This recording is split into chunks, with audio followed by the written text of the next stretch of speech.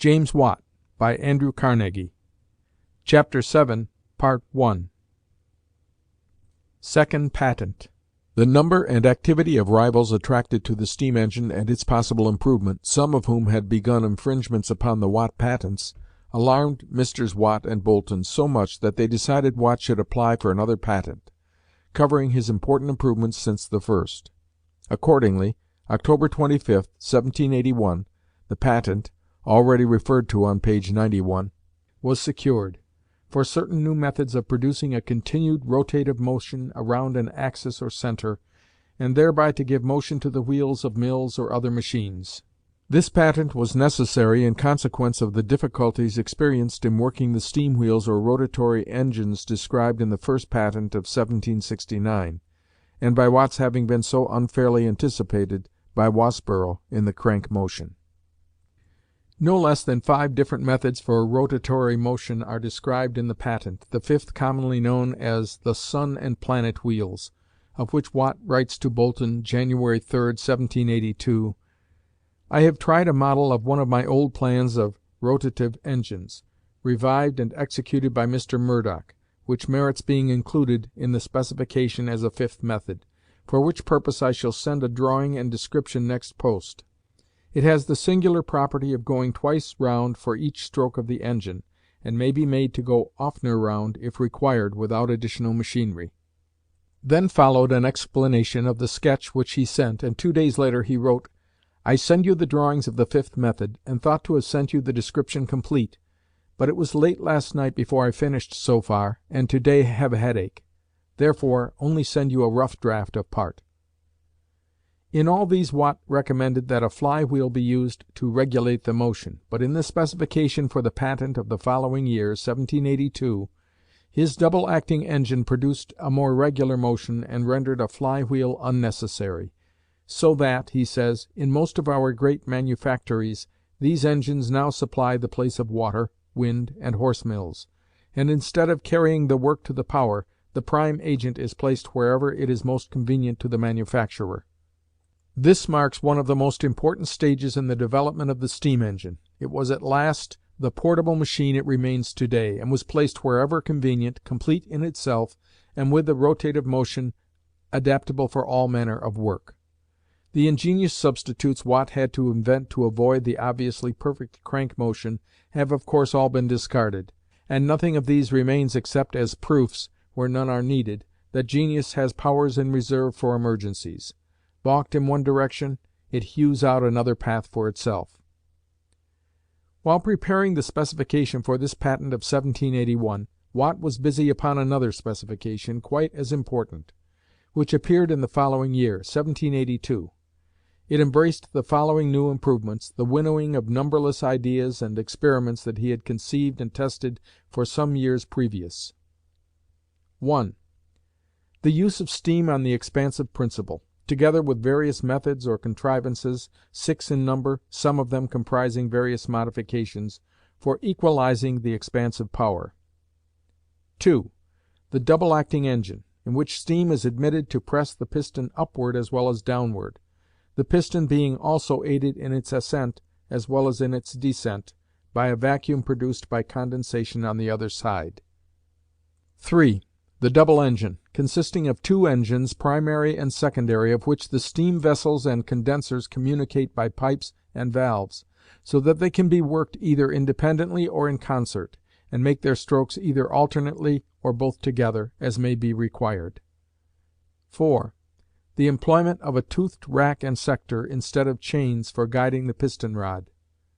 5. A rotative engine or steam wheel. Here we have 3 of the vital elements required toward the completion of the work. First, steam used expansively. Second, the double-acting engine. It will be remembered that Watt's first engines only took in steam at the bottom of the cylinder, as Newcomen's did. But with this difference: Watt used the steam to perform work which Newcomen could not do, the latter only using steam to force the piston itself upward. Now came Watt's great step forward. Having a cylinder closed at the top, while the Newcomen cylinder remained open, it was as easy to admit steam at the top to press the piston down as to admit it at the bottom to press the piston up; also as easy to apply his condenser to the steam above as below, at the moment a vacuum was needed. All this was ingeniously provided for by numerous devices and covered by the patent. Third, he went one step farther to the compound engine, consisting of two engines, primary and secondary, working steam expansively independently or in concert, with strokes alternate or simultaneous. The compound engine was first thought of by Watt about 1767. He laid a large drawing of it on parchment before Parliament, when soliciting an extension of his first patent. The reason he did not proceed to construct it was, the difficulty he had encountered in teaching others the construction and use of the single engine, and in overcoming prejudices. The patent of 1782 was only taken out because he found himself beset with a host of plagiaries and pirates. One of the earliest of these double-acting engines was erected at the Albion Mills, London, in 1786. Watt writes: "The mention of Albion Mills induces me to say a few words respecting an establishment so unjustly calumniated in its day, and the premature destruction of which by fire in 1791 was, not improbably, imputed to design. So far from being, as misrepresented, a monopoly injurious to the public, it was the means of considerably reducing the price of flour while it continued at work." The double-acting engine was followed by the compound engine, of which Watt says: "A new compound engine, or method of connecting together the cylinders and condensers of two or more distinct engines, so as to make the steam which has been employed to press on the piston of the first, act expansively upon the piston of the second, etc., and thus derive an additional power to act either alternately or conjointly with that of the first cylinder." We have here, in all substantial respects, the modern engine of to-day. Two fine improvements have been made since Watt's time. First, the piston rings of Cartwright, which effectively removed one of Watt's most serious difficulties, the escape of steam, even though the best packing he could devise were used, the chief reason he could not use high-pressure steam. In our day, the use of this is rapidly extending, as is that of superheated steam. Packing the piston was an elaborate operation even after Watt's day.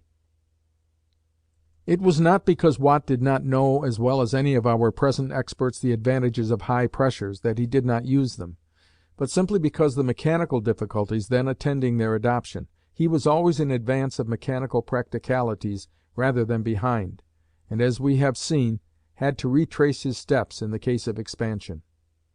The other improvement is the cross head of Haswell, an American, a decided advance, giving the piston rod a smooth and straight bed to rest upon, and freeing it from all disturbance.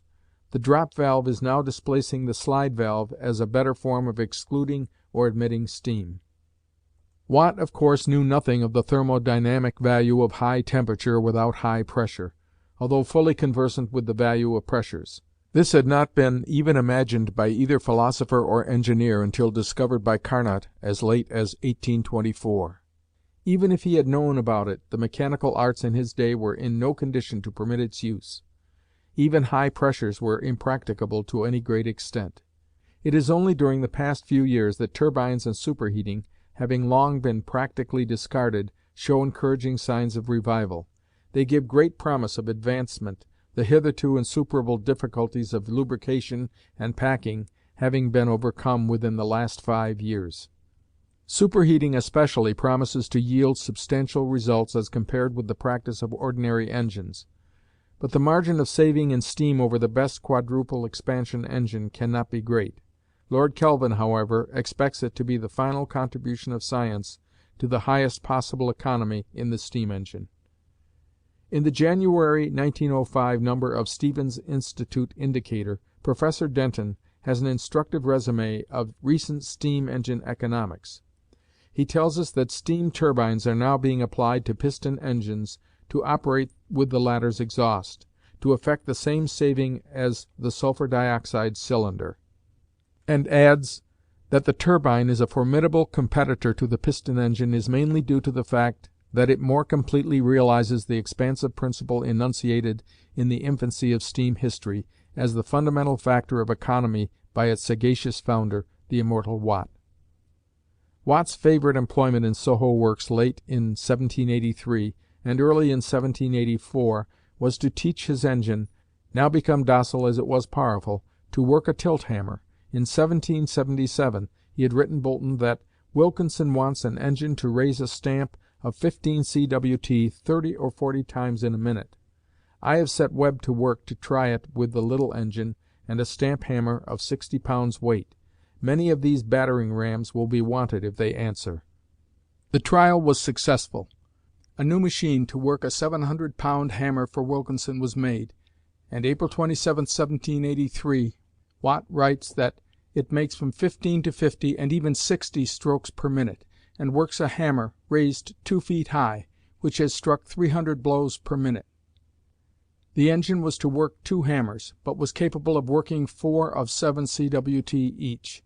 He says, with excusable pride, "I believe it is a thing never done before, to make a hammer of that weight make 300 blows per minute, and, in fact, it is more a matter to brag of than for any other use, as the rate wanted is from 90 to 100 blows, being as quick as the workman can manage the iron under it." This most ingenious application of steam power was included in Watt's next patent of April 28, 1784. It embraced many improvements, mostly, however, now of little consequence, the most celebrated being parallel motion, of which Watt was prouder than any other of his triumphs. He writes to his son November, 1808, 24 years after it was invented (1784), "Though I am not over anxious after fame, yet I am more proud of the parallel motion than of any other mechanical invention I have ever made." He wrote Boulton in June, 1784, "I have started a new hare. I have got a glimpse of a method of causing a piston rod to move up and down perpendicularly by only fixing it to a piece of iron upon the beam. I think it one of the most ingenious, simple pieces of mechanism I have contrived." October, 1784, he writes, "The new central perpendicular motion answers beyond expectation, and does not make the shadow of a noise." He says, "When I saw it in movement, it afforded me all the pleasure of a novelty, as if I had been examining the invention of another." When beam engines were universally used for pumping, this parallel motion was of great advantage. It has been superseded in our day by improved piston guides and crossheads, the construction of which in Watt's day was impossible. But no invention has commanded in greater degree the admiration of all who comprehend the principles upon which it acts, or who have witnessed the smoothness, orderly power, and sweet simplicity of its movements.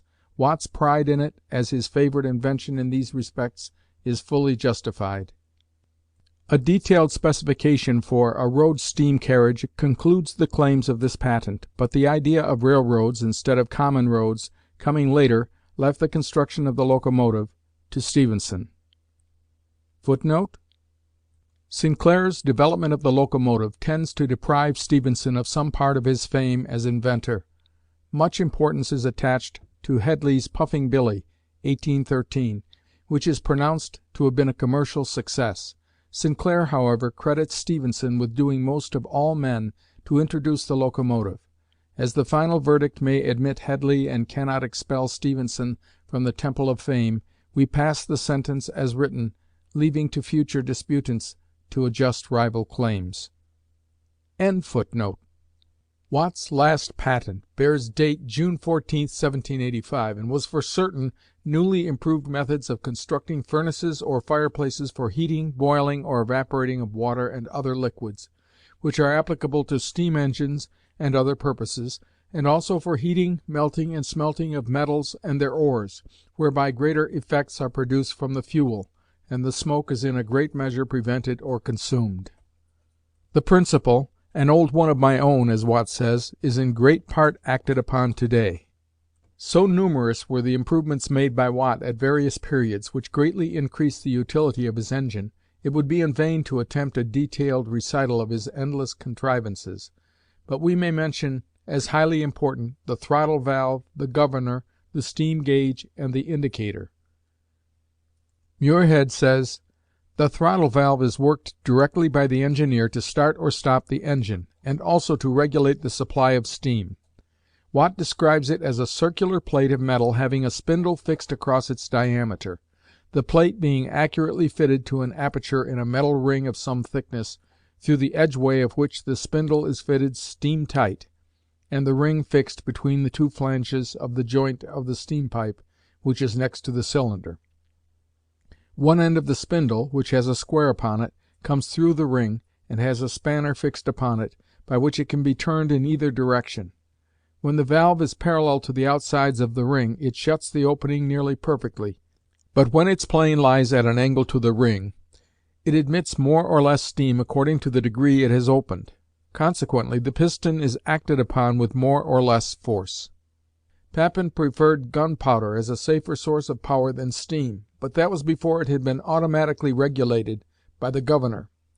The governor has always been the writer's favorite invention, probably because it was the first he fully understood. It is an application of the centrifugal principle adapted and mechanically improved. Two heavy revolving balls swing round an upright rod. The faster the rod revolves, the farther from it the balls swing out. The slower it turns, the closer the balls fall toward it. By proper attachments, the valve openings admitting steam are widened or narrowed accordingly. Thus the higher speed of the engine, the less steam admitted, the slower the speed, the more steam admitted. Hence any uniform speed desired can be maintained. Should the engine be called upon to perform greater service at one moment than another, as in the case of steel rolling mills, speed being checked when the piece of steel enters the rolls, immediately the valves widen, more steam rushes into the engine, and vice versa. Until the governor came, regular motion was impossible. Steam was an unruly steed. Arago describes the steam gauge thus: it is a short glass tube with its lower end immersed in a cistern of mercury, which is placed within an iron box screwed to the boiler steam pipe, or to some other part communicating freely with the steam, which, pressing on the surface of the mercury in the cistern, raises the mercury in the tube, which is open to the air at the upper end, and its altitude serves to show the elastic power of the steam over that of the atmosphere. The indicator he thus describes: the barometer being adapted only to ascertain the degree of exhaustion in the condenser where its variations were small, the vibrations of the mercury rendered it very difficult, if not impracticable, to ascertain the state of the exhaustion of the cylinder at the different periods of the stroke of the engine. It became therefore necessary to contrive an instrument for that purpose that should be less subject to vibration, and should show nearly the degree of exhaustion in the cylinder at all periods. The following instrument, called the indicator, is found to answer the end sufficiently. A cylinder about an inch diameter and 6 inches long, exceedingly truly bored, has a solid piston accurately fitted to it, so as to slide easy by the help of some oil. The stem of the piston is guided in the direction of the axis of the cylinder, so that it may not be subject to jam, or cause friction in any part of its motion. The bottom of this cylinder has a cock and small pipe joined to it, which, having a conical end, may be inserted in a hole drilled in the cylinder of the engine near one of the ends, so that by opening the small cock, a communication may be effected between the inside of the cylinder and the indicator. The cylinder of the indicator is fastened upon a wooden or metal frame more than twice its own length.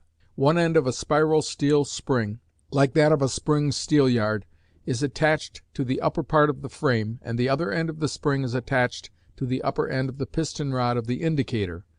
The spring is made of such a strength that when the cylinder of the indicator is perfectly exhausted, the pressure of the atmosphere may force its piston down within an inch of its bottom.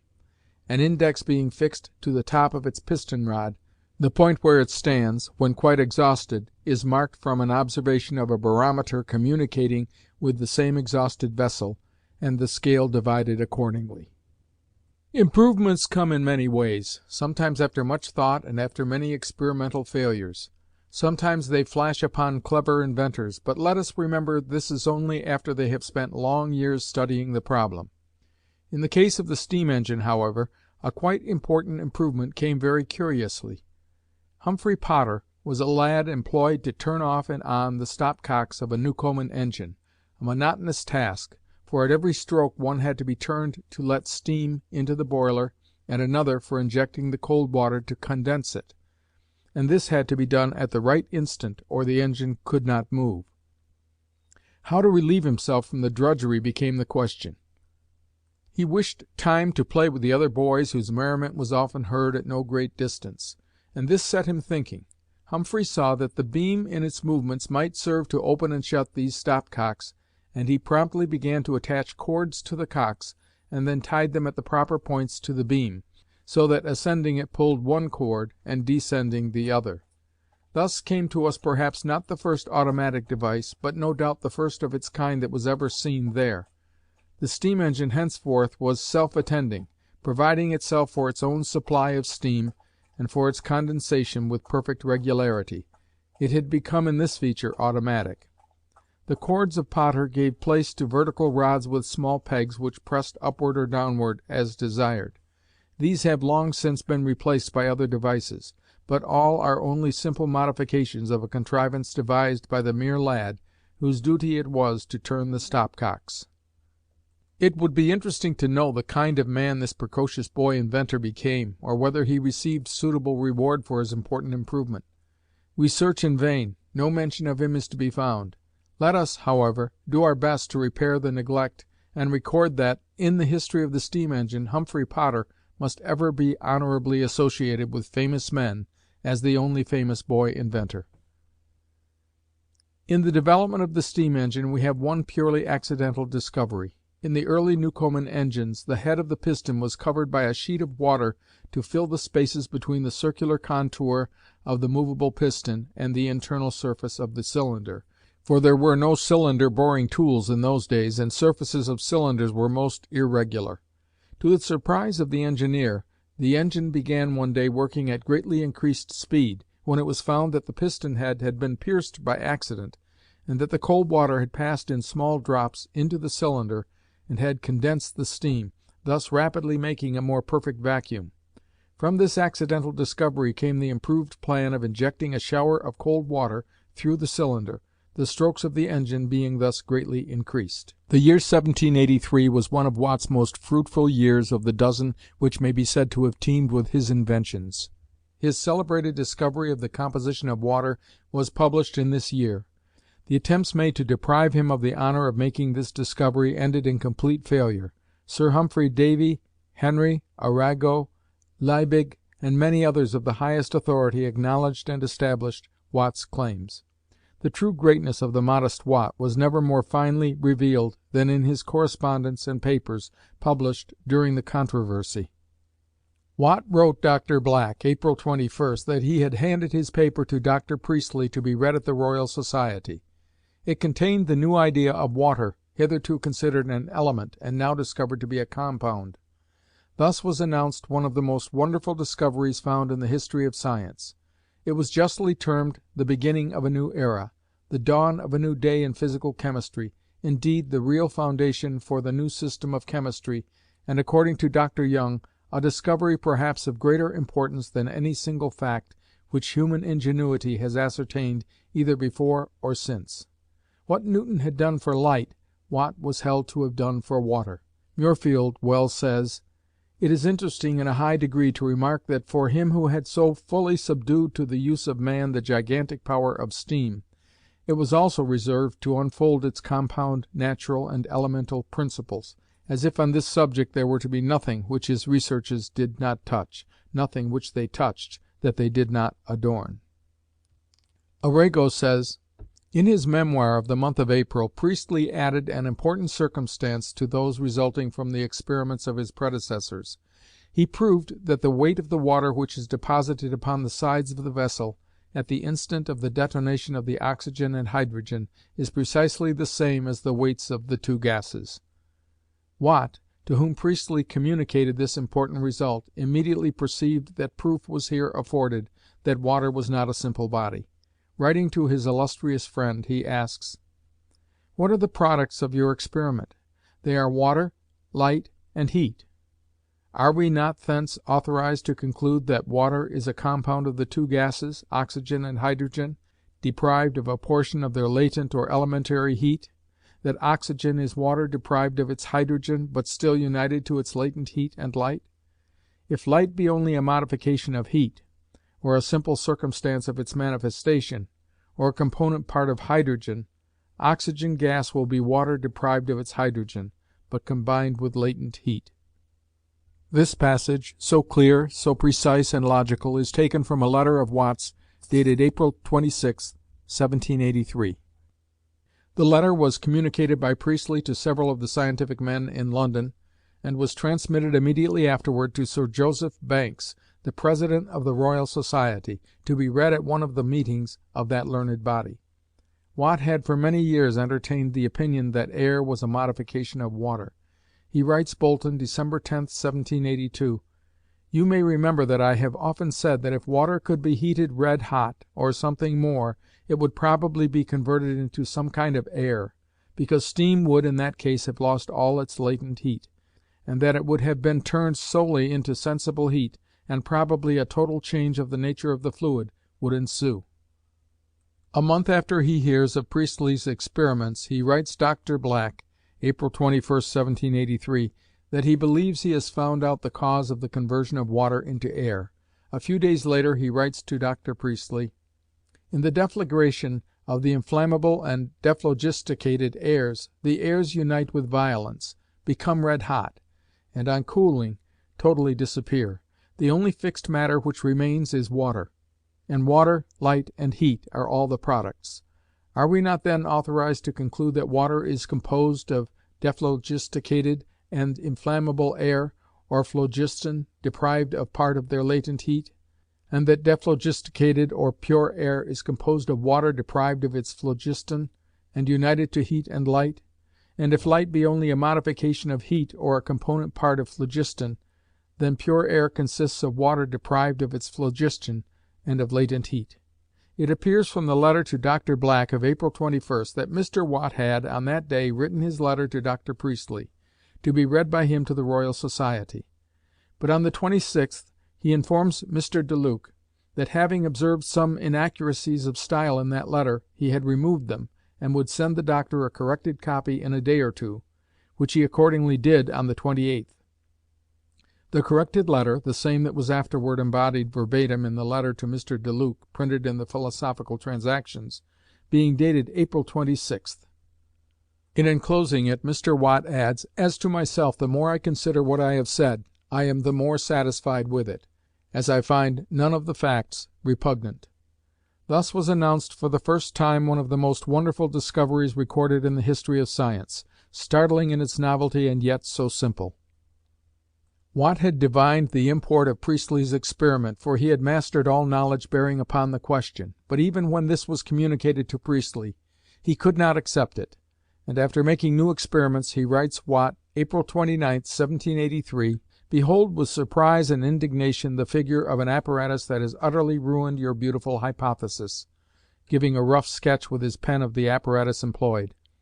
Mark the promptitude of the master who had deciphered the message which the experimenter himself could not translate. He immediately writes in reply, May 2, 1783, "I deny that your experiment ruins my hypothesis. It is not founded on so brittle a basis as an earthen retort, nor on its converting water into air. I founded it on the other facts, and was obliged to stretch it a good deal before it would fit this experiment.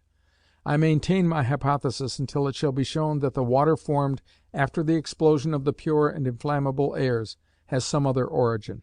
He also writes to Mr. Deluc on May 18th, "I do not see Dr. Priestley's experiment in the same light that he does. It does not disprove my theory.